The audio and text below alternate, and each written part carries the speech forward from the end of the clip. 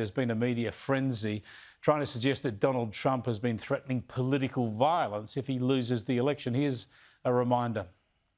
Trump warning while discussing the economy that there would be a, quote, bloodbath if he is not reelected in November. This after the former president kicked off the event by paying tribute to those who attacked the U.S. Capitol on January 6th. President Biden's campaign swiftly denouncing those comments as threats of political violence. What I heard was a continuation of the same rhetoric, the same endorsement of political violence that we've seen from Donald Trump for years. He chooses these words carefully. He knows exactly what he's doing, and I think you're going to continue to see more of it, and I think you're going to see it get worse. Yeah, I caught up with our US commentator Kristin Tate about the media's massive overreaction. Right. Well, the left is trying to tell people that Trump is threatening another January 6th insurrection, but they are completely taking President Trump out of context, as they always do, Chris. No, Trump was not threatening bloody violence if he lost to Biden. What he was saying, if you actually listen to his full context of his words, was that the American auto industry will face a bloodbath from cheap Chinese cars that are manufactured in Mexico and then dumped in the United States. And that's actually the definition of the word bloodbath. If you look at the Merriam-Webster dictionary, is a major economic disaster. But this is what the left does. They're totally desperate at this point because Biden is down in almost all of the polls at this point to Trump, and they just need to whip up fear. It's just extraordinary, Kristin. We showed it on the program last night because it's so blatantly misleading. They are telling lies. Here's what Donald Trump actually said. We're going to put a 100% tariff on every single car that comes across the line, and you're not going to be able to sell those cars if I get elected. Now, if I don't get elected, it's going to be a bloodbath for the whole. That's going to be the least of it. It's going to be a bloodbath for the country. That'll be the least of it. But they're not going to sell those cars. Yeah, Kristin, to spin this as a threat of political violence is the very definition of the so-called fake news that Donald Trump always goes on about.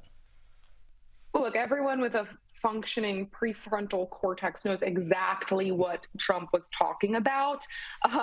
But this is all the Democrats have at this point. If they cannot convince Joe Biden to step aside, which they may not be able to do, they're stuck with him as the nominee, and they're going to try to go back to that 2020 playbook of just getting people afraid of Trump and his followers and calling them Nazis and racists. And they're very upfront about the fact that this is their strategy. They've got no record to run on.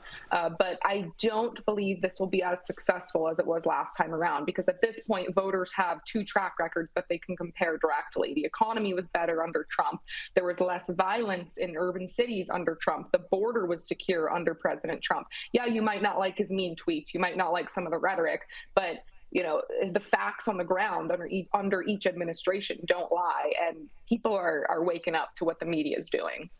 Yeah, they know that the media lie about him. They know they spin and lie about him. It becomes so obvious because they keep doing it. And just to square the circle on that, of course, there are so many in the mainstream and leftist media who often use the word bloodbath in their coverage of various political events. Here's some of that. It's going to be a bloodbath. There's going to be a bloodbath one way or the other. Bloodbath for Bernie Sanders. It's been a bloodbath. They're shaping up to be a bloodbath. Head off a bloodbath in next year's crucial midterm. Off-year elections are often a bloodbath. This week's bloodbath for Democrats. A bloodbath at the ballot box.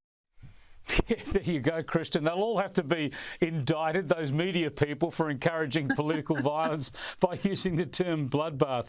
Let's switch, though, to the current incumbent, and Joe Biden. You and I often talk about the fact that he gets confused, he gets dazed, he falls over. I don't think they can possibly run with him again. How could they do that to the free world? But we will see. But he was out again in the last couple of days, and often when he's speaking, it's very hard to even know what he's trying to say. Have a look. Great to have you here, and it's very happy to see Northern Ireland's Executive Assembly reinstated last month. Now Northern Ireland is a fully functioning government again, and I didn't admit your colleague. Young people in Northern Ireland represent the great peace dividend of the Belfast Good Friday Agreement.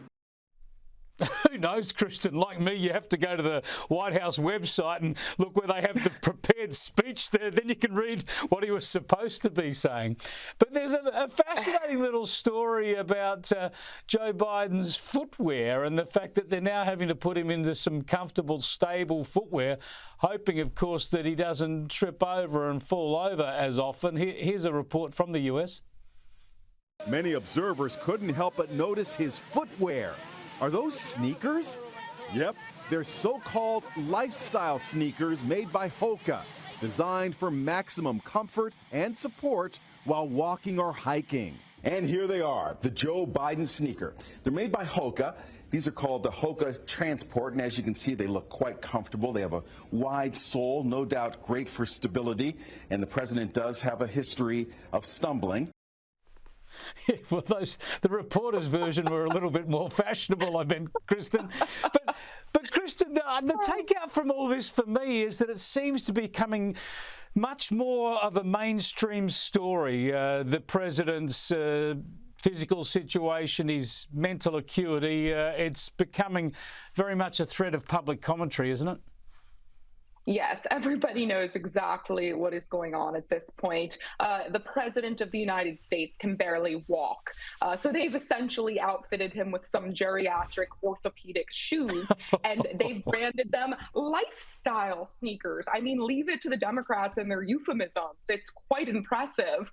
But we've seen him stumble and fall so many times at this point. He literally falls up the stairs sometimes getting onto Air Force One. And it's just so sad at this point, Chris. I believe the Democrats on the inside are desperate to get rid of him, but I just don't know if he's going to do it willingly. I don't know if they will be able to replace him at this point, but we'll see. And we hasten to add that for elderly people in the US, Australia, around the world, sensible shoes and looking after yourself, very, very wise and sensible. But we're just pointing out that this bloke is not up to the task, and they're pretending otherwise, aren't they, Kristin? Thanks for joining us. Yes. Thank you. Thank you as always, Chris.